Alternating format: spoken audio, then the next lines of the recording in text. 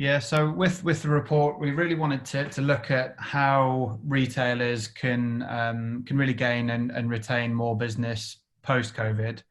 And there's that age-old issue of keeping acquisition costs low, increasing customer retention, and boosting propensity to buy. So we wanted to look at new ways of doing this, and based on the report, we basically looked at the attitudes of it was over 2,000 UK shoppers, and really wanted to see sort of what could be done differently. So from this, we identified that really the traditional customer lifetime value model is I guess a relatively simple way of gauging success, and really based on historical data, and not necessarily taking social engagement and all the digital interactions that the consumers are having with the brand into account. So from the research, one of the biggest things we found was that really an emotional connection is now one of the most significant drivers of sales, and consequently retailers really need to be looking at a better way of optimizing their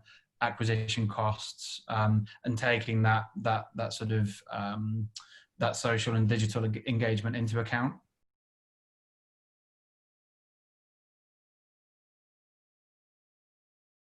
I think first and foremost, retailers and brands need a real true understanding of customers' profitability, and customer acquisition costs. We feel those, before you do anything, they're essential. For some startups and maybe less established businesses, it won't be uncommon for CAC to be their most sizable marketing cost, and unmanaged, it can really start to inhibit growth, and if it's not managed right, it can result in quite a long payback period. But from the point that you've got that understanding of your acquisition costs, it's then possible to start looking at this sort of future retail focused customer lifetime value calculation, really taking the digital and social world we live in into account. And that'll include metrics like frequency of engagement with advertising, any social media interactions, for example, click-through rates, all that sort of stuff. And this model of CLV, I think, is much more aligned with retail, e-commerce, but also the shopper's sort of omni-channel journey, all the various touch points they're having with a brand, and really covers the four pillars of acquisition, conversion, retention, and advocacy.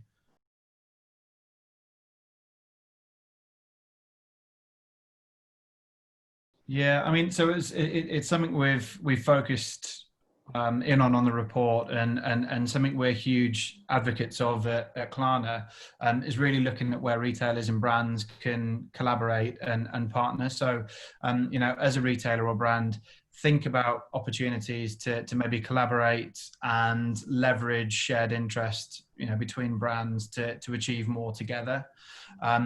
Where you can utilize those partnerships to activate customers across both brands, and really work collaboratively on building out engagement tactics that retain shoppers and ultimately are going to help drive loyalty. Interestingly, so we published some UK spend data a couple of weeks ago, and we've found that actually there's a very different sort of demographic now shopping online. So start to think about maybe how you can engage with those new demographics.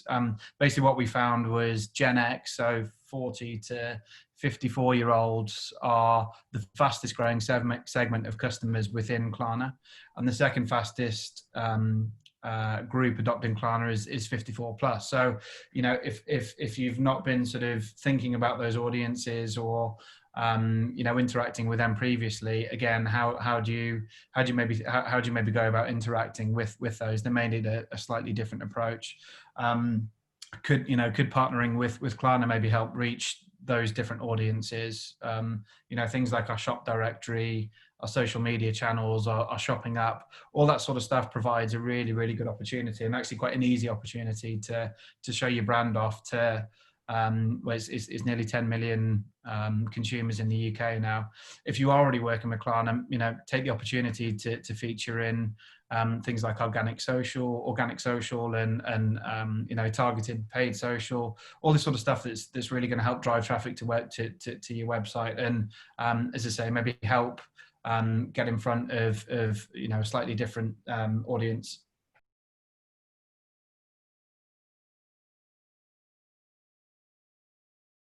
It's a tough one. I mean, there's just so much now. Technology can really impact, I'd say, the customer journey at pretty much every stage now. But I think there's a lot of retailers and brands there who maybe haven't quite nailed the basics. So I think to start with, just look at the basics, look at the end-to-end customer journey, and then from there maybe start to identify some areas for improvement and some quick wins. So from the point they land on site, how easy is the website to use and navigate? Has it been built mobile first? How long does it take a web page to load? But we know that a matter of seconds could be the difference between somebody shopping with you or going elsewhere.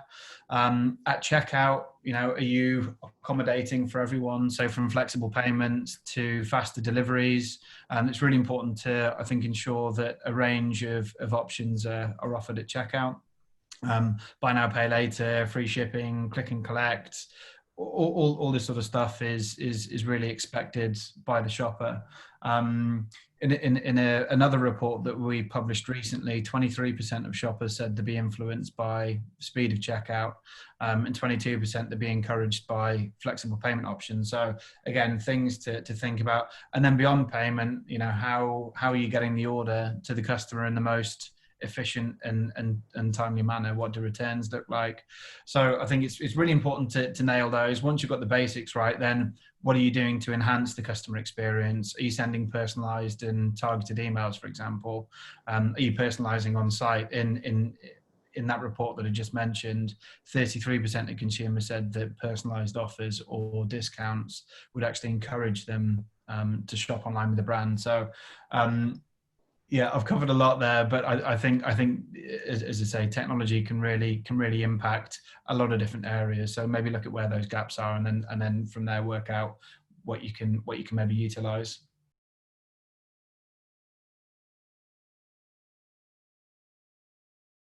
Yeah, it's they've been referenced a lot, but I think it's really hard not to mention Gymshark. I feel like they as a brand have just done an amazing job over throughout lockdown, ever since the pandemic hit.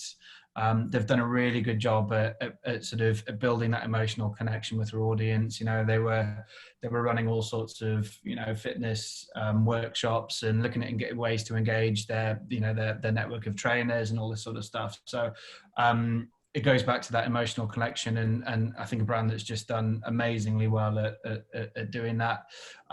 Cox and Cox, they're a furniture brand. They've gone live with Klarna recently, and actually have done a really good job at engaging with a different audience as a result of Klarna. So we published a case study recently, and I think 50% of their Klarna customers were actually new to Cox and Cox. So that's a nice example, just tying back to what I was talking about earlier about how you can maybe look to partner with other brands to tap into a slightly different audience potentially.